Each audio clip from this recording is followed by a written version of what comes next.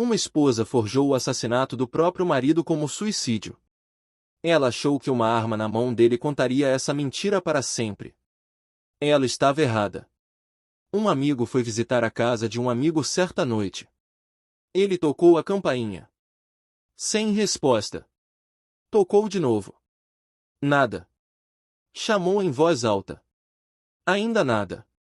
Mas algo não batia, as luzes dentro da casa estavam acesas, uma moto estava estacionada do lado de fora, e a televisão estava claramente ligada. Tudo indicava que havia alguém em casa. Ele hesitou por um momento, depois pulou o muro. Lá dentro, encontrou o amigo morto. Um ferimento na cabeça. Sangue por toda parte. E uma pistola na mão dele. Ele ligou para a emergência. A polícia chegou e documentou a cena exatamente como estava. À primeira vista, parecia um claro caso de suicídio. Uma arma na mão. Um ferimento na cabeça. A maioria encerraria o caso ali mesmo. Mas a verdade não fica escondida. Ela sempre deixa algo para trás, e este caso deixou exatamente uma evidência que desmontou toda a cena forjada e levou a polícia direto aos verdadeiros assassinos. Um deles nem era homem. Aqui está a história completa. Isso aconteceu em Felum, numa área chamada Calaguja. O chefe da família era um homem chamado Mohsin Riaz. Sua esposa se chamava Sidra. Juntos eles tinham 2 filhos, um filho chamado Saal e uma filha chamada Zara. Na família extensa de Sidra havia um jovem chamado Tayyab Razak, um parente. Antes do casamento dela, Tayyab e Sidra haviam crescido próximos, como acontece entre familiares. Assim que ela se casou e se mudou para a nova casa, essa proximidade diminuiu. Mas depois de 2 filhos com Mohsin, seu antigo interesse por Tayyab silenciosamente ressurgiu. A conexão foi restabelecida. As conversas recomeçaram. E Tayyab, que esperava exatamente por essa abertura, viu sua chance. A amizade se transformou em um caso. Eles passaram a se encontrar por longos períodos. Sidra deixava as crianças na casa da mãe, se arrumava e desaparecia por horas. Toda mulher casada tem uma rotina de visitas aos pais, uma vez por mês, uma vez a cada 2 meses, o que for. A rotina de Sidra sempre tinha sido uma vez a cada 2 meses. Assim que o caso começou, essa rotina silenciosamente se desfez. 2 meses viraram 2 ou 3 vezes por mês. E toda vez havia uma desculpa diferente pronta. Mohsin percebeu. Algo estava errado. Ela nunca tinha sido assim. Um dia ela disse que precisava levar um tecido para o alfaiate da mãe dela. Ele disse não, deixe com alguém aqui, pare com essa ida e vinda constante. Ela insistiu que precisava ir àquele alfaiate específico, ponto final. Ele insistiu também. Ela escalou a situação. Se você quer me manter, me mantenha. Se quer se divorciar de mim, se divorcie. Mas eu vou. Mohsin percebeu que aquela não era realmente a Sidra falando. Aquela ousadia, aquele desafio, ela nunca havia falado com ele assim. Sua suspeita se aprofundou. No calor da discussão, ele a segurou pelo braço e a levou direto para a casa da mãe dela. Contou à família dela o que ela tinha dito a ele: me mantenha ou se divorcie, escolha a sua, mas eu farei o que quiser de qualquer jeito. Disse que sua paciência havia acabado e a deixou lá com as crianças, voltando sozinho para casa. Depois que ele foi embora, a mãe e os irmãos dela tentaram fazê-la entender. Sidra virou a situação contra eles. Não me deem sermão, ela disse. Estou exausta de apanhar e ser xingada. Ele me restringe, me bate, e agora até minha própria família está do lado dele.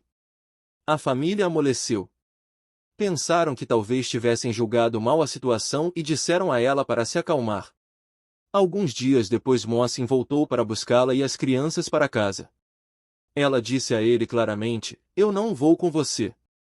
Incomodado, ele chamou a família dela de novo.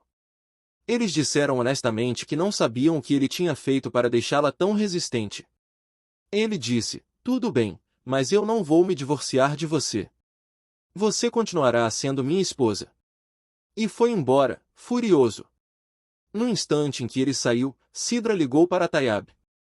Contou que Mossen se recusava a se divorciar dela para sempre. Perguntou o que eles deveriam fazer agora. A resposta de Tayabe foi direta: só existe uma solução. Temos que tirá-lo do caminho. E então começaram a planejar exatamente como fariam isso. Em 10 de fevereiro de 2026, por volta das 21 horas, Mossen chegou em casa depois do trabalho. Pouco depois de se sentar, a campainha tocou. Ele abriu a porta e encontrou sua esposa parada ali. O rosto dele se iluminou um pouco, ele pensou que ela tinha voltado. Perguntou onde estavam as crianças. Ainda na casa da mãe dela, ela disse: não vim para ficar. Vim para conversar. Para acabar com isso. Ele a deixou entrar. Sentaram-se. Sidra disse a ele: chega, Mossen. Isso não vai dar certo. Me dê o divórcio e vamos acabar com isso. Ele repetiu o que já tinha dito antes. Eu não vou te dar o divórcio. Você continuará sendo minha esposa. Enquanto ele falava, Sidra mal estava prestando atenção. O celular estava na mão dela o tempo todo. Ela estava mandando mensagem para Tayabe, dizendo que a casa estava vazia, Mossen estava sozinho, o caminho estava livre. Vem agora. Ela nunca tinha ido lá para pedir o divórcio.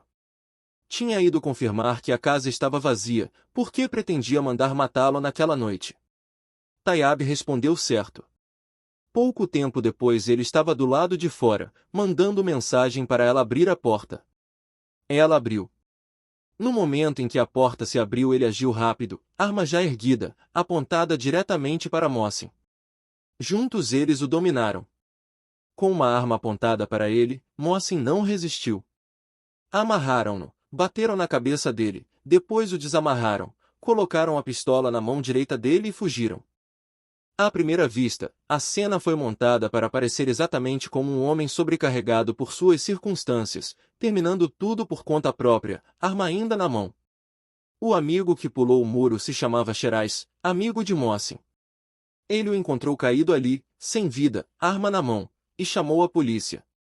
Os policiais chegaram, avaliaram a cena, informaram a família e levaram o corpo para uma autópsia para determinar exatamente como, e por quem, ele havia sido morto. A verdade não fica enterrada. E neste caso, um detalhe desmontou tudo. A pistola estava na mão direita dele. A polícia examinou a cena cuidadosamente. Em um disparo real auto-infligido, há uma reação física violenta no momento do impacto, um solavanco, uma convulsão. O corpo não simplesmente se acomoda suavemente. Ele reage. Mas ali, as roupas dele nem sequer estavam desarrumadas. A pistola não tinha escorregado. Nenhum solavanco, nenhuma desordem, nada.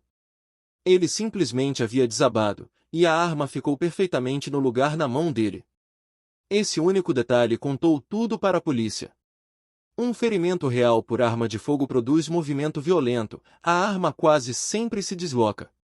Uma cena forjada parece exatamente assim, limpa demais, composta demais, perfeita demais. Aquilo não era suicídio. Era uma montagem, e não muito cuidadosa. Quando a esposa foi chamada para depoimento, a polícia pediu que ela contasse tudo.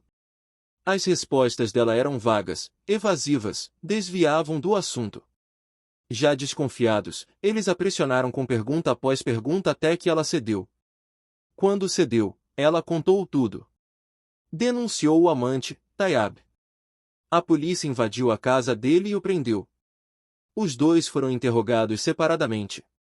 Os dois depoimentos coincidiram exatamente. O caso foi registrado como assassinato sob o artigo 302, com Sidra e Tayabe indiciados e acusados. A denúncia foi apresentada pelo irmão de Mossen, Ijaz Riais. Os dois filhos do casamento agora vivem com a família materna. Um casamento construído sobre anos de rotina pode esconder algo que ninguém está observando. Mossen percebeu as pequenas mudanças, mais visitas, desculpas diferentes, uma ousadia repentina na voz dela, e ele estava certo em perceber. A lição aqui é que mudanças de padrão importam. Quando alguém em quem você confia de repente se comporta de forma completamente diferente de si mesmo, essa mudança é informação, não paranoia. A segunda lição é sobre o perigo de se recusar a deixar ir. Mossen se agarrou ao casamento à força, acreditando que o controle manteria sua família unida. Isso não salvou nada. Apenas deu a duas pessoas mais tempo para planejar sua morte. Às vezes ir embora protege mais do que se agarrar jamais poderia. A terceira lição pertence aos investigadores, não à família. Uma cena de crime forjada pode enganar os olhos por um momento, mas não pode enganar a física.